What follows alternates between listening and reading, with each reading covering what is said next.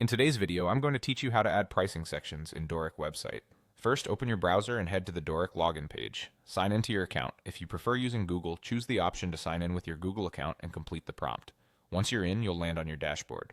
From the dashboard, select the website you want to work on and click Edit Site. This opens the visual builder where you'll make all your changes. Give the page a moment to load so all tools are ready. Inside the builder, look to the left sidebar and open the Components tab.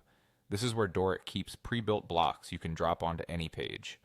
We're going to use one of these to quickly create a professional pricing area without designing it from scratch. Within Components, find the Pricing Table category. Browse the available templates and pick a layout that fits your brand and content.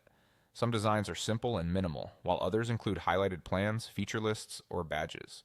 When you've chosen a style, click and drag the pricing table onto your page.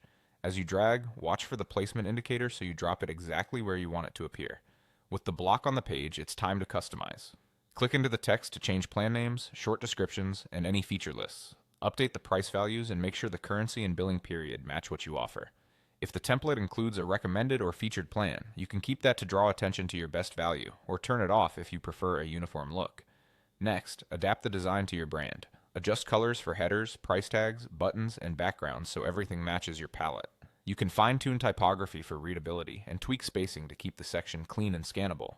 Aim for strong contrast so your prices and plan differences are easy to see at a glance.